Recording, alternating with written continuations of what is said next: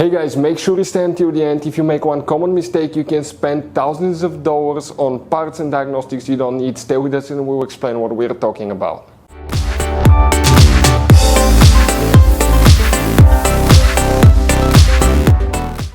Hey guys, welcome back to Auto Repair guys. Thank you guys for watching and subscribing to the channel. Today will be super helpful video to any of you having a Toyota Sienna this generation here from year 2011 to year 2020. If you have one of those, you have a problem where a power door does not open or close, does not work, stay with us, we'll explain what you need to check, which fuses control the doors. Okay, that can often cause a problem guys. Sometimes things will overheat on a hot day, sometimes a fuse will burn. Always check these first before wasting time and money on diagnostics and parts you don't need. We'll explain where you can buy cheap parts, tools, fuses, relays at a good price, quick shipping, that way you do not waste your money and time, and why it's important to always test fuses and relays. All that will be covered absolutely free for your convenience. Make sure to stay until the end. So before we start, let us tell you a little bit about us guys. Every single car we get here at the garage, we try to make at least 200 to 300 free repair videos. We take things completely apart, we show you guys how to do electrical, mechanical, bodywork, a little bit of everything guys. If you have one of those vehicles that we're making videos on, subscribe. We'll put quite a few videos that can save you thousands of dollars in future repairs. Altogether guys, on our channels we have more than 12,000 free repair videos that can save you thousands of dollars. Now, also if you need to buy any parts, tools at a good price, quick shipping, that way guys you do not waste your money and time, we'll share in our videos where you can buy parts, tools, fuses, relays, because some fuses guys and relays are specific, especially for that Toyota Sienna. You have those special fuses right here. You also have that special integration relay right here, and the other relays, we'll put a link in the description of the video below where you can get them at a good price, quick shipping guys, because sometimes they could be also really hard to find. So let's go ahead and start on it now. So if a power door does not open or close, we will demonstrate on this 2014 Toyota Sienna first which fuses and relays you will need to check specifically for that.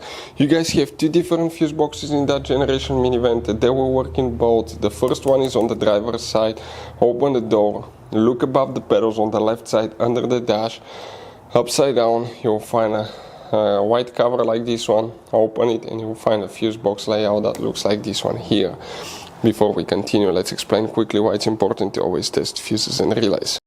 So it is super important guys to always test fuses and relays, and something else as well, common mistakes people make. Sometimes you may think that a fuse is good, or you cannot actually see if the fuse is clearly burned, and in that case guys you may put the fuse back together and you may end up spending money and time on parts you don't need, and all we had to do is just test the fuse. So we'll put a link in the description of the video below how to test the fuse. It takes only a few seconds to find out for sure if it's good or bad.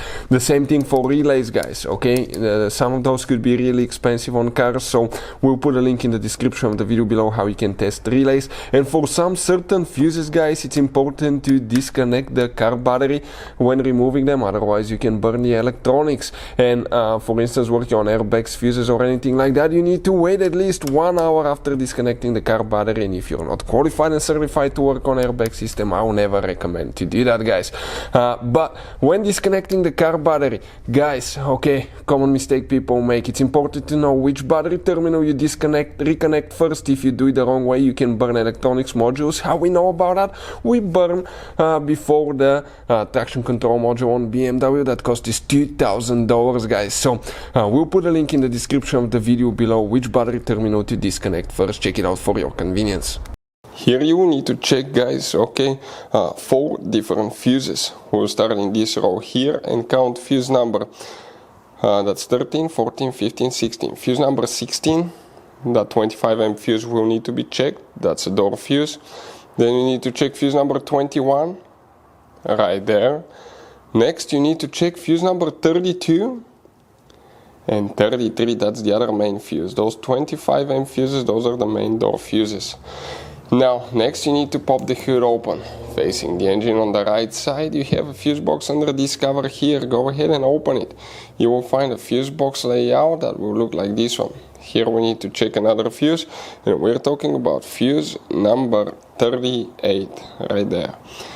Now we don't have a special relay for the power doors. You have multiple relays, but none of this is for the power doors. Most likely that function is built in that computerized relay that's known as integration relay right here.